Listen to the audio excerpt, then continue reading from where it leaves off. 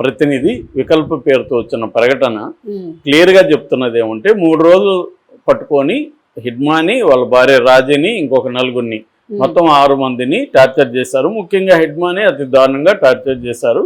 ఆ తర్వాత వాళ్ళ అమ్మ కానీ హిడ్మా వాళ్ళ బంధువులు కానీ వాళ్ళు కూడా మన తెలుగు మీడియాతో కూడా చెప్పారు, నేషనల్ మీడియాకు చెప్పారు. వాళ్ళు కూడా ఏం చెప్తున్నారంటే హిడ్మా అని బాగా చెయ్యి కోసినట్టు, చర్మం వలిచేసినట్టు, ఒక దగ్గర ఇరిగిపోయినాయి, ఎముకలు ఇరిగిపోయినాయి, ఇవన్నీ బాడీ మీద కూడా కనబడుతున్నాయి. కాబట్టి పోస్ట్ మార్టం చేసే డాక్టర్లు కూడా స్టేట్ అంటే ప్రభుత్వానికి వ్యతిరేకంగా ఇవ్వరు ఇలాంటి కేసులు. అందుకనే చాలాసార్లు కోర్టుకు వెళ్ళి మళ్ళీ రీపోస్ట్ మార్టం అడుగుతుంటారు. కానీ కోర్టులు కూడా పెద్దగా ఈ విషయాల్లో స్పందించారు. జనంలో కూడా పెద్ద వ్యతిరేకత లేదు. ఇంకా కొంతమంది ఇంకా బాగా టార్చర్ చేయండి, కుక్కను కొట్టినట్టు కొట్టారంటే కదా, బాగానే జరిగింది హిడ్మా అని పెట్టే కామెంట్లు నేను చాలా చూసాను. వీళ్ళకేమి సంబంధం లేకపోయినా దే హేట్ నక్సలైట్లు. ఎందుకంటే ఇప్పుడు హిడ్మా 260 మంది సెక్యూరిటీ ఫోర్సెస్ని చంపడానికి ప్రధాన కారకుడు హిడ్మా అనేది బాగా ప్రచారంలోకి వచ్చింది.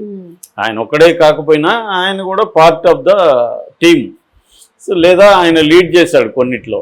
కాబట్టి ఒక్క పోలీసు వాళ్ళని చంపితేనే సహించలేరు. ఆ మధ్య ఒక పోలీసు చనిపోయాడని రియాజ్ అని అతన్ని ఎన్కౌంటర్లో లేపేశారు, ఫేక్ ఎన్కౌంటర్లో. అలాగా 260 మందిని చంపిన హిడ్మా మీద ఎంత కక్ష ఉంటుందో వాళ్ళకి. కాబట్టి అదంతా కూడా తీర్చుకుంటారు. అట్లాగే నెక్స్ట్ సీనియర్ లీడర్లు ఉన్నారు, దేవ్జీ ఉన్నాడు, మల్ల రాజిరెడ్డి ఉన్నాడు, రామ్దేర్ ఉన్నాడు, ఇలాగా కొంతమంది ఉన్నారు, బస్రా అని ఒక అతను ఉన్నాడు. వీళ్ళంతా వాళ్ళ చూకేంటి అనే వివరాలు కూడా అడగడానికి కూడా టార్గెట్ చేస్తుండొచ్చు. సో కసి ఒకటి, ఇన్ఫర్మేషన్ కోసం ఒకటి, ఈ 2 కారణాలతో హిడ్మాని దారుణంగా అయితే టార్చర్ చేసి చంపినారనేది అయితే ఇప్పుడు అందుతున్న రిపోర్ట్ల ప్రకారం వాస్తవం. ఎందుకంటే గత అనుభవాల రీత్యా కూడా పోలీసులకి పెద్ద నాయకులు దొరికినప్పుడు అంత ఈజీగా వాళ్ళు వదిలిపెట్టరు, బాగా టార్చర్ చేసి తర్వాత ఎన్కౌంటర్లో చంపుతారు. ఎందుకంటే వీళ్ళకి ప్రమోషన్లు వస్తాయి. ఇలా ఇప్పుడు హిడ్మాన్ చంపిన వాళ్ళకి ప్రమోషన్లు, రివార్డులు, అవార్డులు అన్నీ వస్తాయి. వాళ్ళకేమి దీని మీద పనిష్మెంట్ కానీ నువ్వు ఎందుకు చేసావని. కానీ మన రాజ్యాంగం ఏం చెప్తుందంటే క్యాపిటల్ పనిష్మెంట్ అంటారు. క్యాపిటల్ పనిష్మెంట్ అంటే కార్పోరియల్ పనిష్మెంట్, అంటే బాడీకి సంబంధించిన పనిష్మెంట్ ఒకటే ఒకటి ఇండియాలో, అదేంటంటే ఉరి. ఇంకేది లేదు. బాడీని తాకే హక్కు కూడా పోలీసులకి లేదు, టార్చర్ చేసే హక్కు లేదు. ఇది రూల్స్ కానీ చట్ట వ్యతిరేకము, కాన్స్టిట్యూషన్ రాజ్యాంగ వ్యతిరేకము. ఏ చట్టము పోలీసులు కొట్టమని చెప్పదు. కానీ మనకు ఎలా వాళ్ళ అలవాటు అయిపోయిందంటే కొట్టకపోతే నిజాలు ఎలా చెప్తాడు అనేది మనోళ్ళు అడుగుతారు. ఎవరిని? పేదవాళ్ళని.